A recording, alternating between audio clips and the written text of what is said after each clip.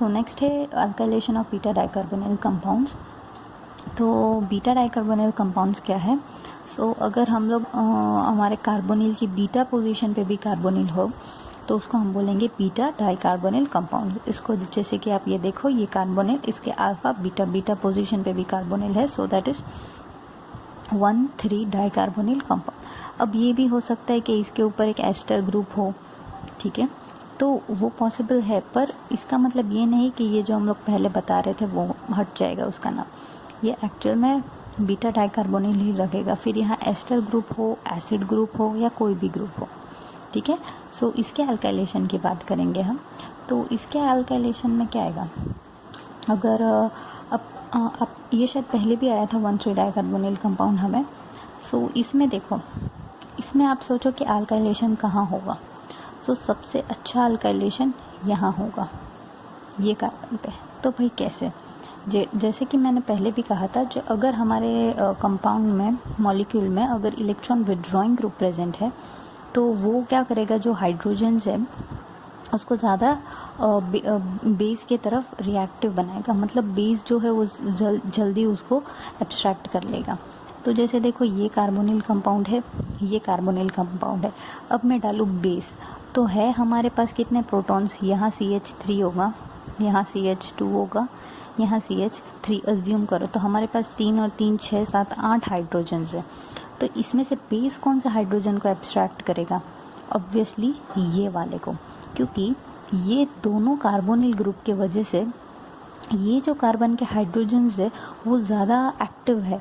तो बेस जो है वो सबसे पहले ये ग्रुप पे, ये ग्रुप के हाइड्रोजन्स को एब्स्ट्रैक्ट करेगा। ये CH3 चलो मानो हाइड्रोजन है, पर इसकी पॉसिबिलिटी कम है कि बेस इनको अट्रैक्ट करे। बेस सबसे ज़्यादा कौन से हाइड्रोजन, देखो बेस का काम है हाइड्रोजन लेना, पर वो ऑब्वियसली कौन से हाइड्रोजन्स लेगा? जो देने को तैयार हो, ठीक है। अभी आपको पैसे चाहिए किसी के पास से, तो आप किसी के पास जाके पैसे तो नहीं मांग सकते। जो आपको विलिंग, तैयार है कि भाई ठीक है तुम्हें पैसे चाहिए तो मैं दूंगा, तो जो देने के लिए तैयार है आप वहीं से ले सकोगे। तो बेस प्रोटॉन एब्स्ट्रैक्ट करता है, बात सही है, पर वो प्रोटॉन्स कौन से एक्सेप्ट करेगा? तो जो रेडिली अवेलेबल है, मतलब जो एक्टिव हाइड्रोजन जो देने को तैयार है, तो वो लोग ज़्यादा एब्स्ट्रैक्ट, वो बेस ज़्यादा एब्स्ट्रैक्ट करेगा। तो ये 8 हाइड्रोजन्स के कंपैरिजन में अगर हम देखें बेस कौन से करेगा, तो वो यहाँ करेगा।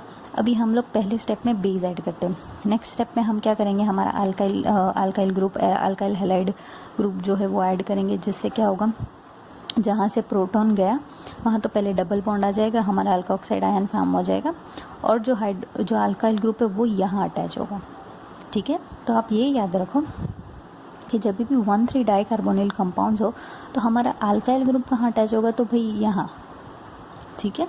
सो अभी हम आगे रिएक्शंस देखते हैं कि उसके रिलेटेड हमें क्या क्या रिएक्शंस है। ओके, सो यहाँ देखो, ये रिएक्शन है अल्काइलेशन। अब देखो इन्होंने ना बेस के तौर में क्या यूज़ किया है, पोटेशियम कार्बोनेट। अब देखो अभी तक हम लोग कौन से बेसिस यूज़ कर रहे थे, सोडियम हाइड्राइड हमने यूज़ किया, हमने और कौन से बेस यूज़ किए, काफ़ी सारे बेस यूज़ किए, ठीक है, NaOH जो भी है, जितने भी यूज़ किए। यहाँ हमने क्या यूज़ किया, पोटेशियम कार्बोनेट। तो हमने यहाँ स्ट्रॉन्ग बेस क्यों नहीं यूज़ किया? क्योंकि ये जो हाइड्रोजन्स है वो एकदम रेडिली देने को तैयार है, मतलब थोड़ा सा हल्का सा, मतलब वीक भी बेस भी होना तो भी ये हाइड्रोजन दे देगा। इसलिए क्या होगा, हम लोग अगर स्ट्रॉन्ग बेस ना यूज़ करके वीक बेस यूज़ करें तो भी हमारा हाइड्रोजन एब्स्ट्रैक्ट हो जाएगा।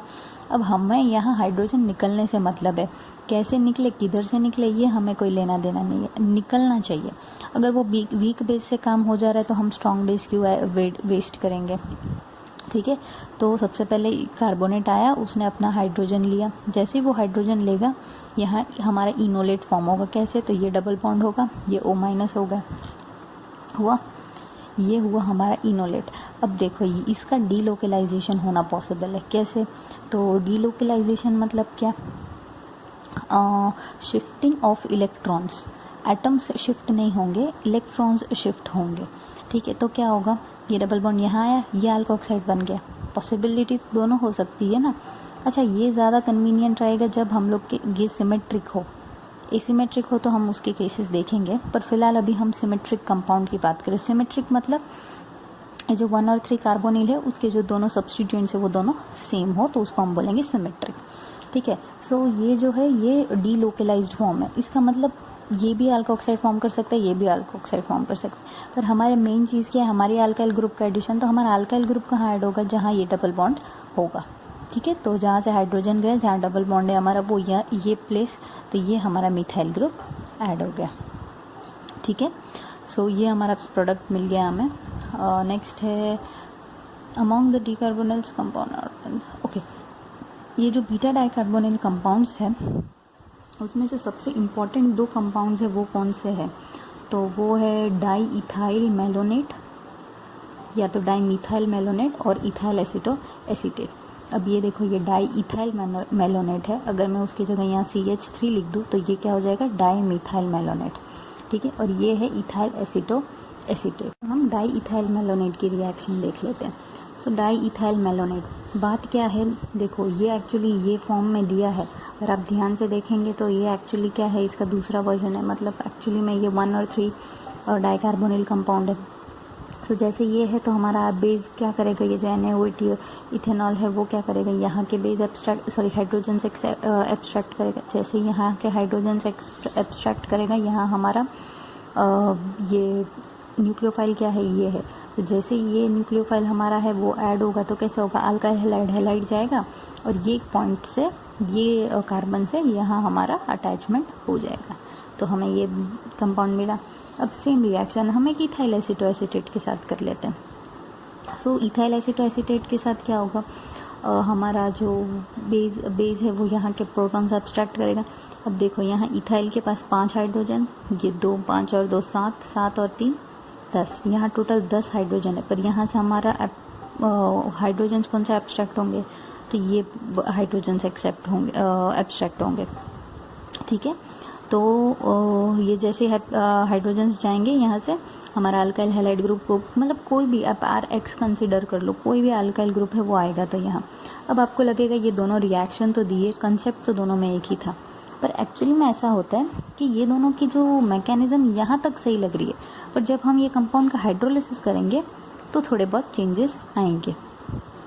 ठीक है, तो वो हम लोग आगे जाते जाते देख लेंगे कि किस में क्या चेंजेस है और क्या प्रोडक्ट मिलेगा हमें।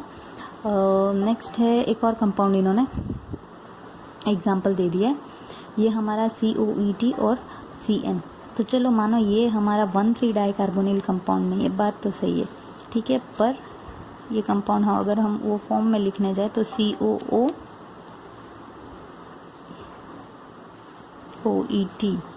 और ये कार्बन और ये साइनो। ठीक है, अब ये दोनों है इलेक्ट्रॉन विड्रॉइंग ग्रुप। ठीक है, तो अब ये तो कोई पॉसिबिलिटी नहीं आता कि दूसरे हाइड्रोजन्स जाएगा तो यही हाइड्रोजन। चलो मानो हम पढ़ रहे 1,3 डाइकार्बोनिल, यहाँ है नहीं 1,3 डाइकार्बोनिल, पर अब देखो ये 1,3 डाइकार्बोनिल की जगह क्या है हमारा, यहाँ इसके जगह क्या है, साइनो ग्रुप है। अब साइनो भी एक इलेक्ट्रॉन विड्रॉइंग ग्रुप है, तो ये दोनों इलेक्ट्रॉन विड्रॉइंग ग्रुप की वजह से क्या होगा, हमारा जो हाइड्रोजन्स है वो यहीं के एब्स्ट्रैक्ट होंगे। ठीक है, अब ऐसा मत सोचना कि ये जो पूरा कॉन्सेप्ट है वो पूरा 1,3 के लिए 1,3 डाइकार्बोनिल के लिए था, थोड़ा लॉजिक लगाओ। मैंने पहले ही बता दिया था इलेक्ट्रॉन विड्रॉइंग ग्रुप होना चाहिए, तो जैसे विड्रॉइंग ग्रुप है ये हाइड्रोजन्स यहाँ से जाएंगे, जैसे यहाँ से हाइड्रोजन्स जाएंगे हमारा अल्काइल ग्रुप यहाँ जो है वो यहाँ अटैच हो जाएगा और हमें हमारा प्रोडक्ट मिल जाएगा। अब यहाँ एक माइनर चेंज ये किया था, एक तो इन्होंने यहाँ साइनो डाला और दूसरा चीज़ हम अब तक देख रहे थे कि अब तक हमारा अल्काइल हैलाइड रिएक्ट हो रहा था। अब ये जो है ये हमारा अल्काइल और OTS ग्रुप है, अल्काइल टोसाइलेट। ठीक है, अब एक्चुअल में the primary alkyl tosylate serves as an electrophile, मतलब ये भी एज ए इलेक्ट्रोफाइल ही एक्ट करेगा। सेम जो हमारा अल्काइल हैलाइड कर रहा था, हैलोजन चला जा रहा था और हमें अपना अल्काइल ग्रुप यहाँ हम सब्सटीट्यूशन में मिल जा रहा था, सेम चीज़ होगी। OTS ग्रुप चला जाएगा और जैसे OTS ग्रुप चला जाएगा ये जो अल्काइल ग्रुप है वो यहाँ अटैच हो जाएगा। ठीक है, सो यहाँ तक हमने देखा। अब हम देखेंगे इसका हाइड्रोलिसिस, मतलब एक स्टेप आगे। हाँ ठीक है, तो अब देखते हैं। सो ये जो हाइड्रोलिसिस है ये है हमारा एसिटोएसीटेट का और ये जो हाइड्रोलिसिस है वो है हमारा मेलोनेट का। तो मैंने आपको क्या बोला, हमारे जो प्रोडक्ट्स यहाँ हमें मिले थे कि दोनों थे एक ही मैकेनिज़्म के, पर हमारा हाइड्रोलिसिस है वो दोनों को अलग करेगा। ठीक है, अब हाइड्रोलिसिस से क्या होगा, अब सबसे पहले हम ये देखते हैं कि एक्चुअल में ये दोनों, अच्छा ये पहले मैं ये बता दूँ, ये जो दोनों है ना, ये एक्चुअली में जो अल्काइलेटेड प्रोडक्ट है वो है उसका, हाँ हम हाइड्रोलिसिस कर रहे हैं, ये ओरिजिनल कंपाउंड नहीं है। ठीक है, तो ये जो हमारा अल्काइलेटेड प्रोडक्ट है उसी के साथ हम आगे हाइड्रोलिसिस करेंगे। अच्छा, हाइड्रोलिसिस हम क्यों कर रहे हैं, क्योंकि हमें जो अल्काइल ग्रुप चाहिए था वो अटैच हो गया हमारे कंपाउंड पे। अब जो अगर हमारा अननेसेसरी ग्रुप कोई प्रेजेंट है, जैसे कि ये एस्टर प्रेजेंट है, चलो एस्टर को हमने ग्रुप में इसलिए रखा था क्योंकि ये हाइड्रोजन को ज़्यादा रिएक्टिव बना रहा था। अब हमारा अल्काइल ग्रुप लग गया तो अब हमें जो काम नहीं है वो चीज़ें हम निकाल देंगे। ठीक है, ये रीज़न से हम हाइड्रोलिसिस करेंगे। सो अब नेक्स्ट क्या है, हाँ, सो अब देखो ये है हमारा एसिटोएसिटेट, ये है हमारा मेलोनेट ग्रुप। सबसे पहले देखो ये दोनों में एक्चुअली में डिफरेंस क्या है। ठीक है, तो डिफरेंस क्या है, यहाँ देखो ये है एक एस्टर और दूसरी तरफ है सिर्फ कीटोन ग्रुप। यहाँ क्या है, ये भी एस्टर है और ये भी एस्टर है। ठीक है, ये डिफरेंस है, ये बेसिक डिफरेंस है, आपको ये देख के दिख सकता है कि ये दोनों में फंक्शनल ग्रुप कौन से चेंज। अब यहाँ जैसे हाइड्रोलिसिस होगा, सबसे पहले ये जो Me है ये निकलेगा। ठीक है, हमारे मिथेनॉल फॉर्म होके ये यहाँ से निकल जाएगा। जैसे निकलेगा ये बचा COO माइनस, ये COO माइनस क्या करेगा, CO2 के फॉर्म में निकल जाएगा। जैसे ये CO2 के फॉर्म में निकलेगा, ये अभी हमारा कीटोन प्रोडक्ट हमें मिल गया, मतलब पहले इनॉल फॉर्म बनेगा, टॉटोमराइज करके हमें कीटोन मिल गया। देखो हाइड्रोलिसिस में हमने क्या किया, ये जो एस्टर ग्रुप था ना उसे हमने हटाया और कुछ नहीं किया। सबसे पहले मिथेनॉल बन के जाएगा, अब जो कार्बोक्सिलेट है COO माइनस फिर CO2 के फॉर्म में चला जाएगा।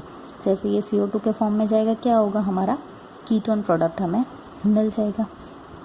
ठीक है, अब हम देखते हैं मेलोनेट में क्या हो रहा है। तो देखो मेलोनेट में होगा तो सेम, बेस डाला, पहले जो ये मिथाइल ग्रुप था ये निकला यहाँ से, ये भी यहाँ से निकला, मिथेनॉल हमें बन गया। अब यहाँ हमारे पास एक ही कार्बोक्सिलेट आयन फॉर्म हो रहा था, यहाँ हमारे पास 2 कार्बोक्सिलेट आयन फॉर्म हो रहे। ये लिखा ये ऐसे ब्रांच फॉर्म में है, पर एक्चुअली में ये भी COOMe है और ये भी COOMe है।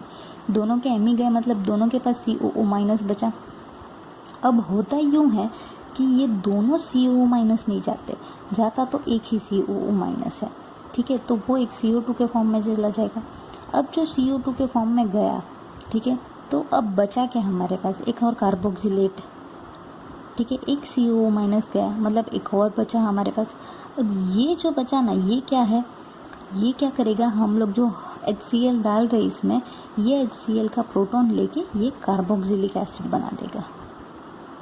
समझे? यहाँ क्या हो रहा था, ये जो एस्टर है ये जा रहा था और जो हमारा ये मिथेनॉल फॉर्म में गया CO माइनस CO2 के फॉर्म में गया, HCl का जो H था वो यहाँ ऐड हुआ और हमें हमारा कीटोन मिला। यहाँ 2 कार्बोक्सिलेट फॉर्म होंगे, 2 कार्बोक्सिलेट में से एक कार्बोक्सिलेट CO2 के फॉर्म में निकल जाएगा और फिर जो हम लोग प्रोटॉन ऐड करते थे वो क्या होगा, वो हमारे COO माइनस को प्रोटोनेट करेगा और हमें मिलेगा कार्बोक्सिलिक एसिड। ठीक है, तो ये आप याद रखो कि कभी भी अगर हमें एसिटोएसिटेट मिले, एसिटोएसिटेट मतलब आप ये भी याद रख सकते हो कीटो और एस्टर था यहाँ, और तो हमें क्या प्रोडक्ट मिलेगा, कीटोन प्रोडक्ट मिलेगा। और अगर हम मेलोनेट के साथ अगर रिएक्शन करें, मेलोनेट या तो मेलोनेट डेरिवेटिव्स, अब मेलोनेट डेरिवेटिव्स क्या होगा, COOET। अब यहाँ 2 मिथाइल ग्रुप है, वहाँ मैं 2 इथाइल ग्रुप ले लूँ तो वो क्या होगा, डाई इथाइल मेलोनेट हो जाएगा। ठीक है, डाई इथाइल मेलोनेट। और अब ये जो एक्चुअल में कंपाउंड है वो क्या है, डाई मिथाइल मेलोनेट है। वैसे मैं डाई ब्यूटाइल मेलोनेट या जो भी उसके डेरिवेटिव्स है जितने भी लूँ, उसकी रिएक्शन में मैकेनिज्म यही आएगी। क्या होगा, ये 2 कार्बोक्सिलेट में से एक कार्बोक्सिलेट जाएगा, एक रुकेगा और हमें मिलेगा कार्बोक्सिलिक एसिड। तो ये चीज़ आपको याद रखनी है कि एक में से हमें कीटोन मिल रहा है और एक में से हमें कार्बोक्सिलिक एसिड मिल रहा है। जब हमने फर्स्ट स्टेप देखा था तो हमें लगा कि दोनों एकदम सेम फॉर्म में जा रहे हैं, गए दोनों एक ही फॉर्म में, पर जब हाइड्रोलिसिस की बात आई तो दोनों अलग अलग तरीके से फॉर्म हुए।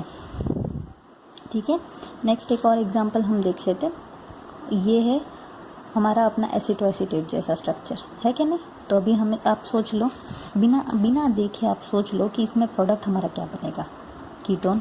ठीक है, सबसे पहले तो चलो अल्काइल ग्रुप ऐड होगा। अच्छा, ये इन्होंने अल्काइल ग्रुप ऐड किया हुआ, ये जो हमारा प्रोडक्ट था यहाँ, यही प्रोडक्ट को इन्होंने यहाँ कंसिडर किया। सो इसका हाइड्रोलिसिस करो, ये जो है ये ग्रुप जाएगा और हमारा कीटोन प्रोडक्ट मिलेगा। ठीक है, अब पूरा एक साथ देखेंगे। सो ये हमारा 1,3 डाइकार्बोनिल कंपाउंड। अच्छा देखो, अभी मैंने पूरा आपको 1,3 डाइकार्बोनिल कंपाउंड के रिएक्शंस करवाए। ठीक है, अब आपको मॉलिक्यूल दिया ये फॉर्म में देखो ना मॉलिक्यूल। तो अभी तक हम लोग हैं ना 1,3 डाइकार्बोनिल को ये फॉर्म में ही देख रहे थे कि भाई यहाँ ये दो पहाड़ आते, दोनों पे कार्बोनिल ग्रुप आ गया, मतलब ये 1,3 डाइकार्बोनिल है। तो ये जो फॉर्म आएगा ना, आप उसको तुरंत एनालाइज नहीं कर पाओगे। तो ये अब जितने क्वेश्चंस मैंने बताया था, आपको प्रैक्टिस करते रहोगे ना, आपको उसके अलग अलग फॉर्म, ये है 1,3 डाइकार्बोनिल, पर अगर आप देखो और आपने जितने भी, चलो आपने अगर आगे के 2 रिएक्शन करके छोड़ दिए तो समझो आपको आइडिया नहीं लगेगा। पर अगर आपने 2-3 और किए हो, चलो नांट्स की बुक है, नांट्स की बुक में से आपने, चलो ये चैप्टर मैंने इसमें से करवाया, नांट्स की बुक में आप देखो, अगर इसके जैसे ही अगर कोई एग्जाम्पल्स है तो आप सॉल्व करके देखो अगर आपसे सॉल्व हो रहे कि नहीं हो रहे।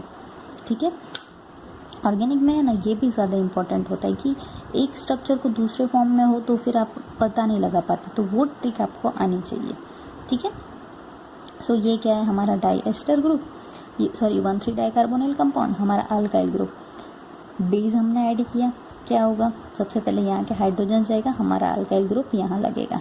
ठीक है, अब अल्काइल ग्रुप यहाँ लग गया, फिर हम हाइड्रोलिसिस करेंगे तो क्या होगा, ये जो ग्रुप है ये चला जाएगा एक, और एक हमें मिलेगा जैसे का वैसे। अच्छा, अगर आप में से किसी का भी अभी ध्यान गया हो तो आपको पता चलेगा कि अब तक हमने पिछले रिएक्शन में देखा कि 2 एस्टर ग्रुप में हमें हाइड्रोलिसिस में मिल रहा था एसिड।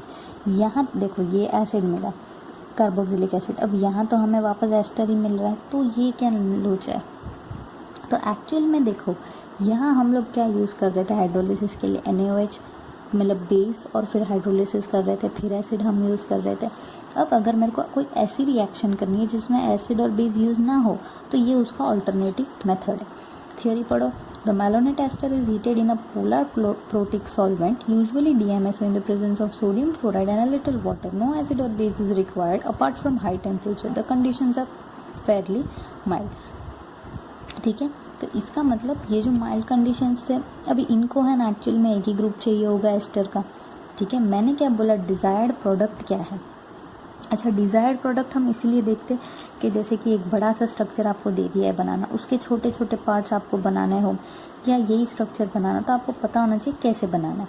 अब जैसे कि यहाँ हमें ज़रूरत क्या थी, यहाँ 2 एस्टर की ज़रूरत थी, तो हमें एक्चुअल में चाहिए था एक एसिड, तो हमने क्या किया, ये तरीके से हाइड्रोलिसिस किया। अब अगर मेरे को 2 एस्टर में से एक एस्टर ग्रुप चाहिए और मुझे कार्बोक्सिलिक एसिड नहीं चाहिए, तो मैंने क्या किया, ये मेथड से किया।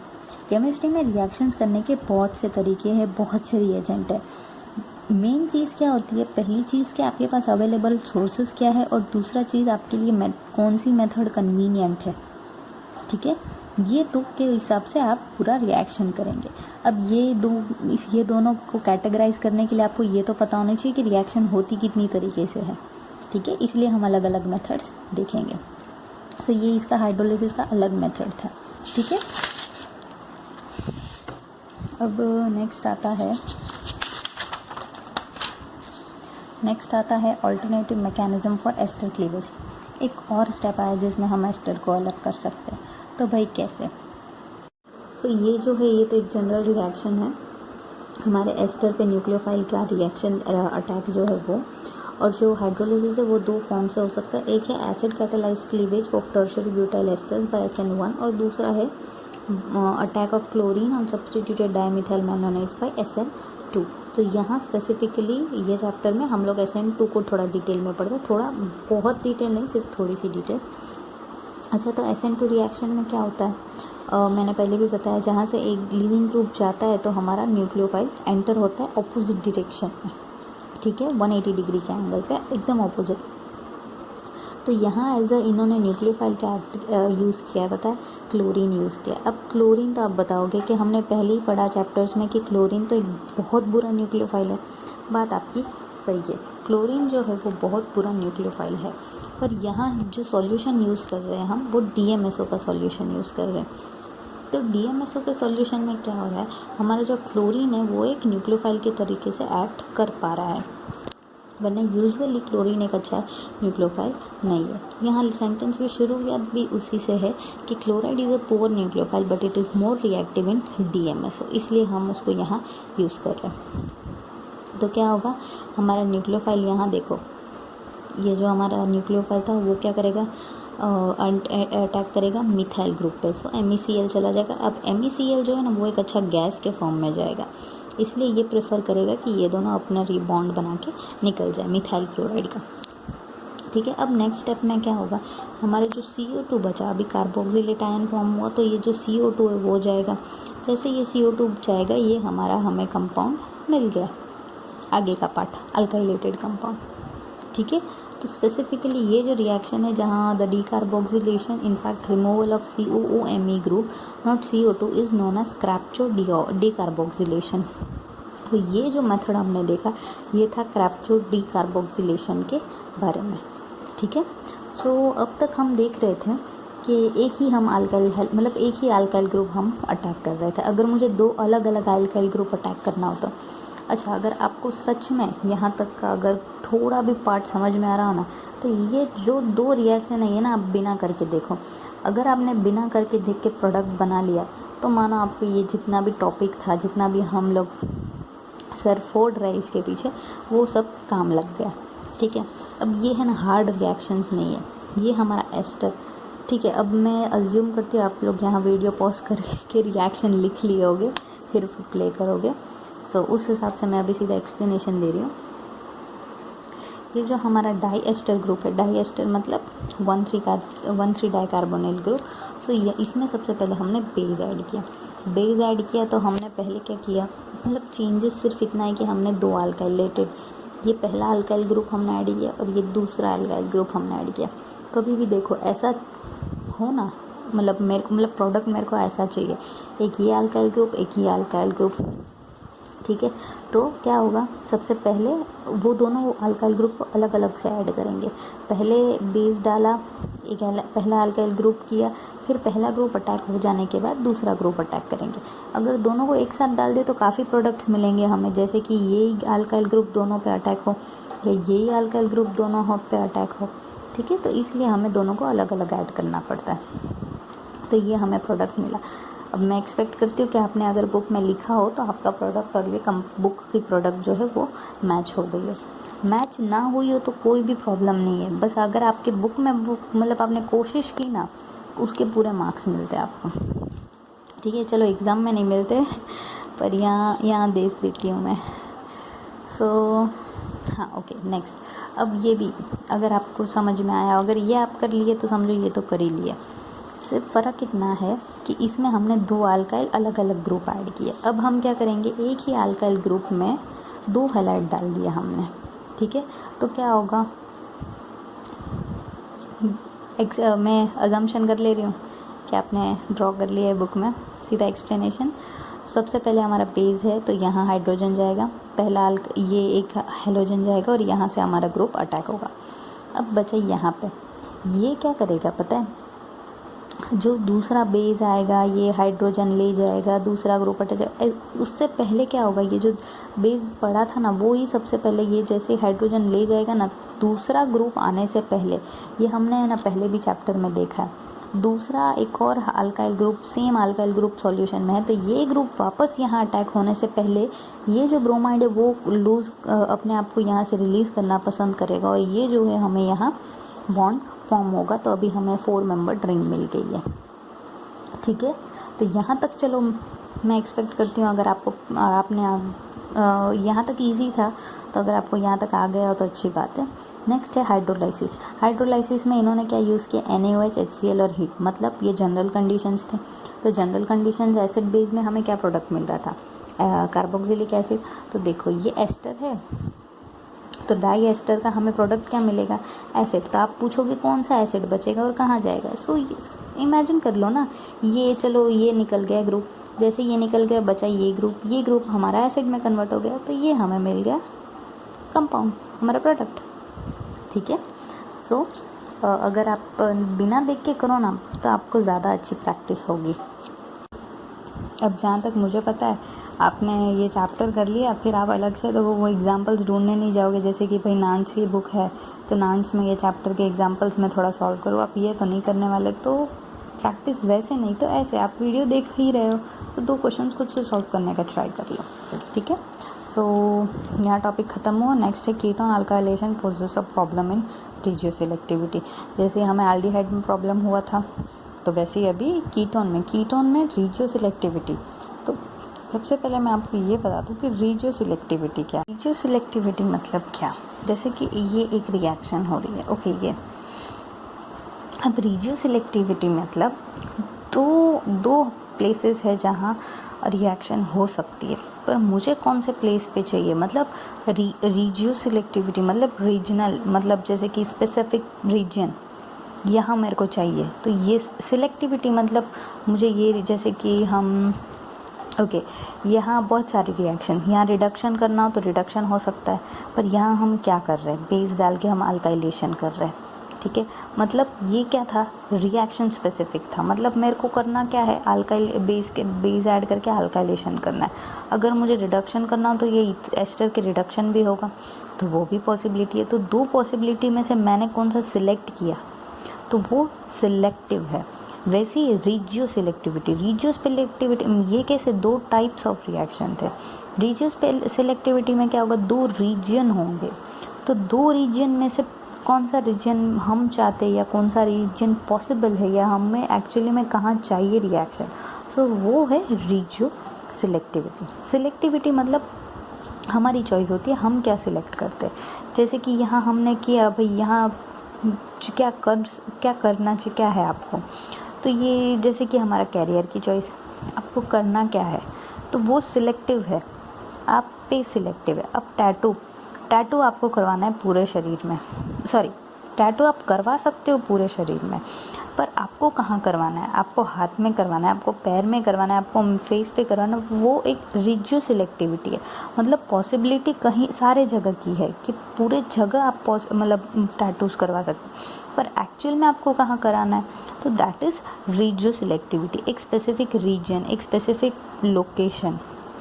ठीक है। तो वो रिजियोसिलेक्टिविटी।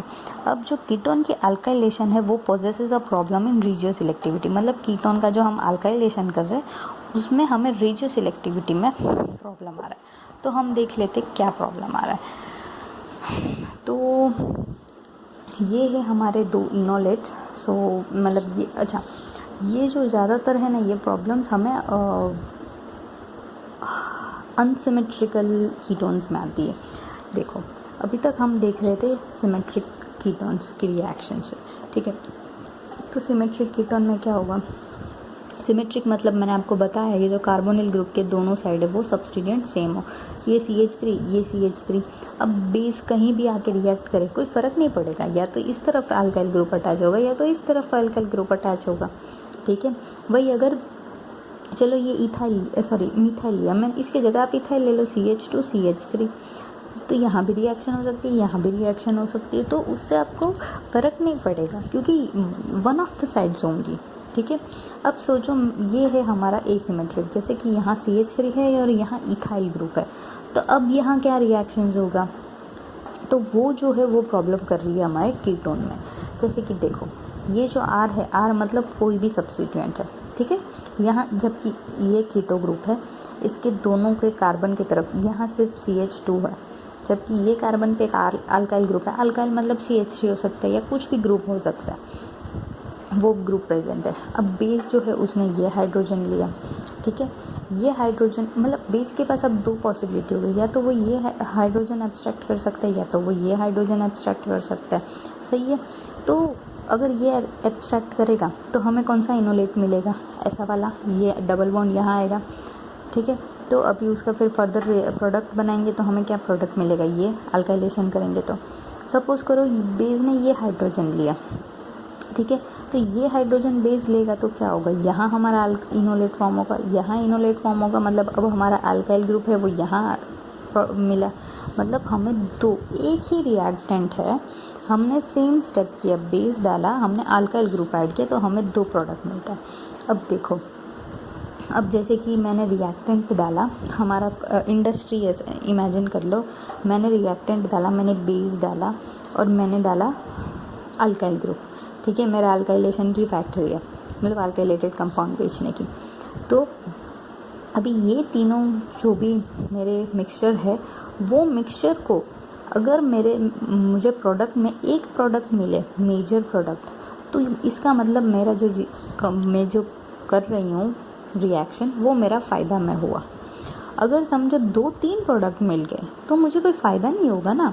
अगर आप चलो मेजर है तो अगर आपका 80 और 20 का भी रेशियो हो तो चलो 80 मेजर बना, 20 चलो वेस्ट गया, जो भी है, तो फिर भी मेरा रिएक्शन फ़ायदे में। अगर सपोज़ करो मेरे 2 प्रोडक्ट बने, एक बना मेजर, दूसरा बना माइनर, सपोज़ करो ये 60-40 के रेशियो में बना, तो ये तो मुझे नुकसान ही हुआ। इससे अच्छा तो मुझे, अगर मैं 80% वाला रिएक्शन, तो ये मुझे फ़ायदा में रहेगा, ठीक है। तो ये जो है ये स्पेसिफ़िक है, मतलब मुझे स्पेसिफ़िक मेजर प्रोडक्ट ही चाहिए और वो ज़्यादा क्वांटिटी में चाहिए, ठीक है। तो कभी भी अगर हमें 2 प्रोडक्ट मिले तो वो इतना ज़्यादा हेल्पफुल नहीं है, हमें एक प्रोडक्ट मिले पर अच्छे से मिले, ठीक है। सो अब ये प्रॉब्लम थी कि हमने रिएक्टेंट एक यूज़ किया, हमने बेस एक यूज़ किया और मैंने अल्काइलेशन का अल्काइल हैलाइड एक लिया। तीनों को जब मैंने मिक्सचर में डाला तो मुझे 2 प्रोडक्ट मिल रहे। अब मुझे चाहिए 2 नहीं, मुझे चाहिए एक ही प्रोडक्ट। तो मैं डिसाइड कर सकती हूँ कि ये मुझे दोनों में से कौन से प्रोडक्ट चाहिए, ठीक है। ये मेरे पे है कि मतलब जो रिएक्शन कर रहा है उस पे डिपेंड करेगा कि कौन सी रिएक्शन चाहिए। तो 2 तरीके हैं रिएक्शन कंट्रोल करने के, थर्मोडायनामिकली कंट्रोल करो या तो काइनेटिकली कंट्रोल करो। अब थर्मोडायनामिक और काइनेटिक मैंने आपको पीछे कोई तो चैप्टर में करवा दिया, फिर भी एक छोटी सी हिंट दे रही हूँ, डिटेल में तो आपको वही चैप्टर में दिखेगा, काइनेटिक और थर्मोडायनामिक। काइनेटिक मतलब स्पीड के हिसाब से अगर कोई रिएक्शन हमें मिल रही है, ठीक है, स्पीड, दो चीज़ को मैंने रिएक्ट किया, स्पीड में रिएक्शन हो गया, प्रोडक्ट मिल गया मुझे। अब ये जो प्रोडक्ट है ये स्टेबल होना ज़रूरी नहीं है, ठीक है। दूसरा रिएक्शन है थर्मोडायनामिक। थर्मोडायनामिक में क्या होगा, जो हमारा स्टेबल कंपाउंड है वो रिएक्ट करेगा। मतलब एक चीज़ समझ लो, काइनेटिक है वो स्पीड रिलेटेड है, थर्मोडायनामिक है वो स्टेबिलिटी रिलेटेड है। अच्छा, तो अभी ये एक छोटी सी चीज़ है, मैं आपको मीम के भाषा में समझाऊँ। मीम मतलब अभी तो आप आधे लोग लॉकडाउन है तो मीम्स ज़्यादा हो रहे हैं हमारे केमिस्ट्री के। सो केमिस्ट्री के मीम्स जो होते हैं, तो उस हिसाब से मैं अगर आपको समझाऊँ तो उसमें है ना, ऐसा होता है कि एक इंटरव्यूअर आता है, एक सपोज़ करो एक इंटरव्यूअर है, उसने क्वेश्चन पूछा कि आपकी स्पेशल क्वालिटी क्या है, ठीक है। तो जो इंटरव्यू देने वाला था, सपोज़ करो मैं ही दे रही थी, नहीं चलो कोई तो दे रहा था इंटरव्यू, तो इंटरव्यू जो बैठा था स्टूडेंट उसने क्या बोला पता है, कि मैं मैथ्स में बहुत स्पीड हूँ, ठीक है, मैं मैथ्स में बहुत स्पीड हूँ। तो इंटरव्यूअर ने क्वेश्चन पूछा 2+2 क्या है, तो उसने बिना सोचे, मतलब हमारा फ्रैक्शन ऑफ सेकंड्स होते हैं ना, उसमें बिना सोचे जैसे ही उन्होंने पूछा 2+2, उसने सीधा बोला 5। अब इंटरव्यूअर बोलता है ये तो इसका करेक्ट आंसर नहीं है, सही है ना, 2+2 का आंसर 4 है, इसने बोला 5। तो स्टूडेंट क्या बोलता है पता है, बात सही है, मेरा आंसर करेक्ट नहीं है पर मैं स्पीड तो था, ठीक है। इसका मतलब ये एक्चुअली में ये जोक है, मतलब मीम था, मैंने भी कहीं पढ़ा था, ये मैंने इधर से इसलिए रिलेट किया। काइनेटिक में ऐसा होता है कि हमारा जो रिएक्टेंट है प्रोडक्ट वो रिएक्ट कर जाएगा, स्टेबल हो ना हो वो दूसरी बात है। शायद इसने अगर 2 की जगह 4 बोला तो सही हो जाता है इसका आंसर, ठीक है।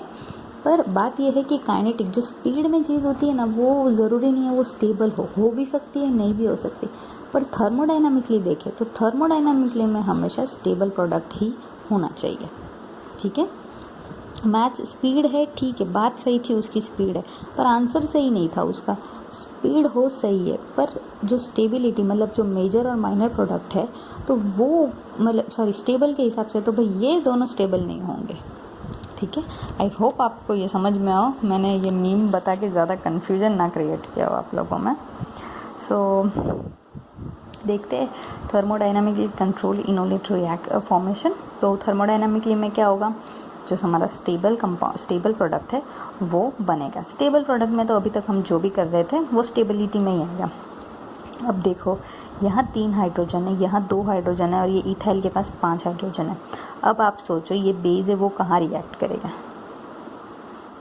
आई होप आपने यही बोला सो यहाँ रिएक्ट करेगा। अब बताओ कैसे, मैंने पहले ही बताया ये 1,3 डाइकार्बोनिल कंपाउंड है। 1,3 डाइकार्बोनिल कंपाउंड प्रेजेंट होने की वजह से ये जो CH2 ग्रुप है वो अपना हाइड्रोजन्स देने के लिए तैयार है, तो दे देगा उसका हाइड्रोजन। हमारा वो फॉर्म हुआ इनोलेट फॉर्म हुआ, हमने हमारा अल्काइल ग्रुप ऐड किया, यहाँ ऐड हो गया।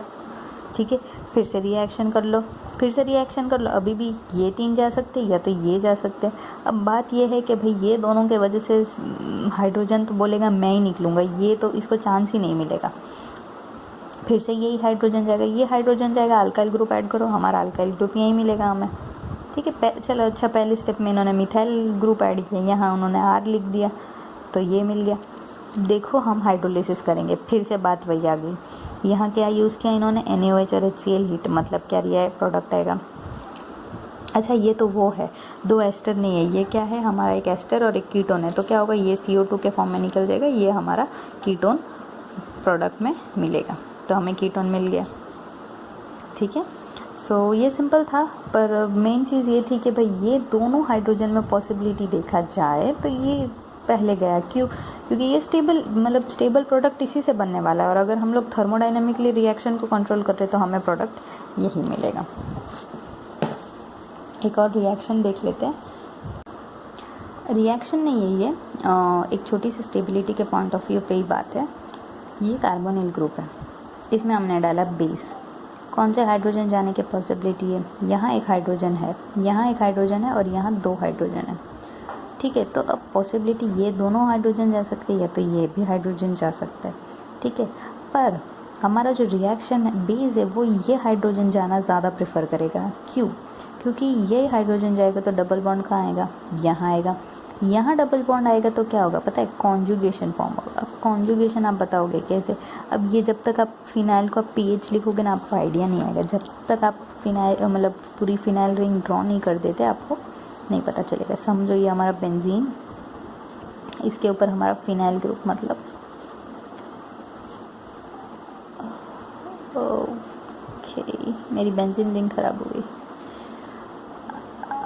यहाँ था कंपाउंड और यहाँ हमारा कार्बोनिल था। ओके ठीक है, अब ये हमारा फिनाइल ग्रुप बना दिया मैंने। अब ये हमारा कार्बोनिल कंपाउंड, सपोज करिए ये O- है। ठीक है, तो अब इनोलेट कैसा ये फॉर्म होगा, तो इससे क्या कॉन्जुगेशन मेंटेन हुआ, ये हमारा एनायन, ये डबल बॉन्ड और ये डबल बॉन्ड। ठीक है, तो ये क्या हुआ, कॉन्जुगेशन हुआ। देखो एक बॉन्ड छोड़ के एक बॉन्ड, कॉन्जुगेशन मतलब ऑल्टरनेट डबल बॉन्ड्स हो, तो ये कॉन्जुगेशन की वजह से है ना ये ज़्यादा स्टेबल है। ठीक है, अब बात ऐसा नहीं है, अच्छा अब ये हम काइनेटिक में भी देखेंगे, ऐसी बात नहीं है कि ये कंपाउंड नहीं बनता, ये कंपाउंड भी बनता है। बात स्टेबिलिटी की करें तो हमें ये प्रोडक्ट ज़्यादा स्टेबल मिलेगा। ठीक है, ये एक छोटा सा कॉन्सेप्ट ही था, बहुत डिटेल में नहीं है इसके बारे में। हमारा स्टेबिलिटी है। अच्छा ये फिनाइल रिंग के बारे में मैं एक और बार बता दूं कि अगर आप कहीं भी कभी भी कोई रिएक्शन कर रहे हो सॉल्व, और अगर आपको रिएक्टेंट में pH मतलब ये एग्ज़ाम्स वाले का मेन मोटिव यही होता है कि बच्चों को कन्फ्यूज़ कर दें। अब ऐसे लिखा हो pH CH2 या pH कुछ भी हो, तो पहले है ना आपका दिमाग है ना तब तक काम नहीं कर जब तक आपने उसको देखा ना, आपने फिनाइल को देखा ऐसे। ठीक है, तो आपको इसकी सारी रिएक्शंस पता होंगी, पर ये pH हो तो वो आपका ब्रेन को थोड़ा लिमिट कर देगा। तो इसलिए कभी भी अगर आप फिनाइल देखो, मतलब कोई भी फंक्शन, मतलब कोई भी ऐसा ग्रुप देखो जो शॉर्ट फॉर्म में लिखा है, सपोज़ करो ये नहीं लिख के इन्होंने सिर्फ बेंजाइल लिखा, तो आप उसको ये एलाबोरेट फॉर्म में लिखने की कोशिश करो। एक बार एलाबोरेट फॉर्म में लिखोगे तो आपको आइडिया आ जाएगा कि एक्चुअल में रिएक्शन कैसे है और क्या है। ठीक, सो वो तो पर्सनल चॉइस है, आपकी मर्ज़ी। मैं तो कन्वीनियंट वे बता सकती हूँ। ओके, सो नेक्स्ट रिएक्शन है एक थर्मोडायनामिक इनोलेट। सेम ये तो अच्छा मैंने आपको बताया कि अभी तक हम जो सारे रिएक्शन कर रहे थे वो थर्मोडायनामिक के कैटेगरी वाले के अंदर ही आते हैं। सेम अब कर लो रिएक्शन हमारा मिथाइल ट्राईमिथाइल सिलाइल क्लोराइड के साथ। क्या होगा, पहले तो O और सिलिकॉन अच्छे ये बनाएंगे। अब देखो यहाँ भी देखो, यहाँ भी एक हाइड्रोजन है और यहाँ 2 हाइड्रोजन है, तो हमारा बेस जो है वो यहाँ के हाइड्रोजन को ले गया, यहाँ का नहीं ले गया। ठीक है, तो इससे है ना एक और चीज़, अच्छा ये है ना हमने I guess last 20th chapter में देखी थी कि मोर सब्सटीट्यूटेड इनॉल ज़्यादा स्टेबल है। यहाँ भी देखो तो मोर सब्सटीट्यूटेड इनॉल जो था वो फॉर्म होगा।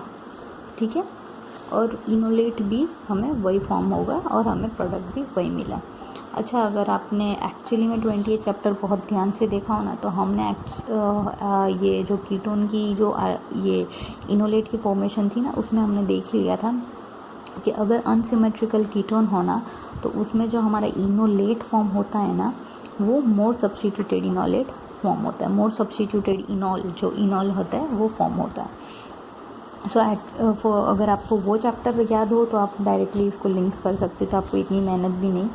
पर अगर आपको वो ना याद हो, देखो आप बोलोगे कि कॉन्सेप्ट्स रिपीट हो रहे, अब होता यूँ है, मैंने आपको पहले भी बताया, हम जो है वो सीक्वेंस वाइज जा रहे हैं चैप्टर्स। हमने लास्ट चैप्टर 20th किया था, इसलिए हमें इनोलेट से इसमें इतनी तकलीफ़ नहीं हो रही है करने में। पर एक्चुअल में अगर कोई बुक लिख रहा है, जैसे कि ये ऑथर ने बुक लिखी, या अगर कोई चैप्टर वाइज जा रहा है, तो इससे पहले 25 से पहले 24th चैप्टर हमने कौन सा एक्चुअली रिजियो सिलेक्टिविटी की है। ठीक है, तो रिजियो सिलेक्टिविटी में ये जो कीटोन के जो कॉन्सेप्ट्स थे वो सब तो 20th चैप्टर में थे, मतलब हम 5 चैप्टर आगे आ गए।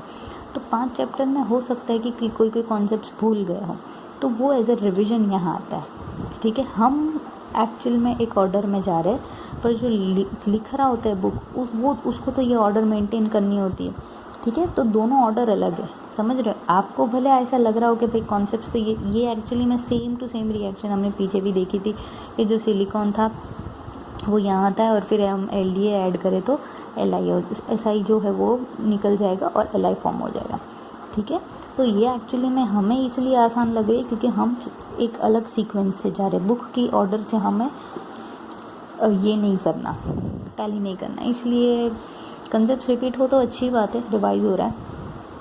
सो नेक्स्ट रिएक्शन देखो, ये हमारा सिलाइल इनॉल ईथर का रिएक्शन। ओके, ये सिलाइल इनॉल ईथर हमारा कीटोन था, कीटोन में सिलाइल और ट्राईमिथाइल सिलाइल क्लोराइड इन्होंने डाला, हमें मिल गया सिलाइल इनॉल ईथर। अब हम बेस डालेंगे तो हमें कौन सा, जो मोर सब्स्टिट्यूटेड इनॉलेट है वो फॉर्म होगा। ठीक है, अब दूसरा आता है माइनर इनॉल लेस सब्स्टिट्यूटेड। हाँ, मतलब बात यही हुई है ना, मेजर इनॉल कौन सा फॉर्म होगा, जो मोर सब्स्टिट्यूटेड है, और जो माइनर इनॉल कौन सा है वो लेस सब्स्टिट्यूटेड है। अब ये सपोज ये जो है ये हमारा प्रोडक्ट रिएक्टेंट है कीटोन में दोनों पॉसिबिलिटी है, मोर सब्स्टिट्यूटेड और लेस सब्स्टिट्यूटेड इनॉल की, क्योंकि दोनों तरह जा सकते हैं ना। पर हम यहाँ स्टेबिलिटी की बात कर रहे हैं। अब हो सकता है पहले ये बन जा रहा हो, पर हम यहाँ जो थर्मोडाइनामिक प्रोसेस है वहाँ उसमें हम स्टेबिलिटी की बात करें, तो स्टेबिलिटी कौन सा, मेजर इनॉल मतलब ये जो मोर सब्स्टिट्यूट है वो ज़्यादा स्टेबल होगा। ठीक है, तो उसके साथ रिएक्शन हमने यहाँ की है। नेक्स्ट आता है काइनेटिकली कंट्रोल्ड इनोलेट फॉर्मेशन। सो काइनेटिकली में क्या, ज़रूरत नहीं है प्रोडक्ट स्टेबल हो, बात यह है कि बनता कौन सा है पहले। ठीक है, जैसे कि अभी अगर आपको पता हो लॉकडाउन चल रहा है, कुकिंग चल रही है, कुकिंग के अच्छे सब फ़ोटोज़ वीडियोज़ अपलोड कर रहे हैं। सो पर अगर आप देखो, अगर आपको करना ही है फटाफट किचन में जाके फटाफट 2 रोटी बना दो, ख़त्म, सब्ज़ी बना दो, खाना आ गया आपके प्लेट में, खाना ज़रूर आ गया प्लेट में, पर क्या वो टेस्टी है या नहीं है।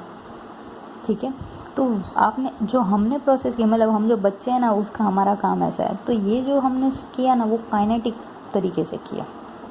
वही अगर हमारी मम्मी आ जाए ना, तो मम्मी क्या करती है, थर्मोडाइनमिकली किचन को कंट्रोल करती है। वो कैसे, तो थर्मोडाइनमिकली से कि मम्मी ये नहीं देखती कि स्पीड में बने ना बने, मम्मी कोशिश करती है कि खाना टेस्टी बने। ठीक है, तो ये एक तरीका याद रख लो कि मम्मी जो किचन में करती है वो थर्मोडाइनमिकली से करती है, और हम जो करते हैं वो काइनेटिक से, हम स्पीड में करते हैं, और मम्मी जो है वो स्टेबिलिटी के साथ करती है। ठीक है, सो रिएक्शन देखो, ये हमारा compound add ketone to LDA, अब देखो ये भी हाइड्रोजन जा सकता है, ये भी हाइड्रोजन जा सकता है, पर यहाँ क्या है, ये हाइड्रोजन हमारा स्टेबिलिटी के हिसाब से ये जाना चाहिए, पर ये मोर हिंडर्ड है। हिंडर्ड मतलब उसको क्राउडिंग ज़्यादा है ये, क्योंकि इसके पास एक साथ में CH3 ग्रुप है, ये ग्रुप है वो थोड़ा फ्री है, तो ये क्या करेगा, बेस यहाँ के हाइड्रोजन ले जाएगा, यहाँ का इनोलेट फॉर्म हुआ।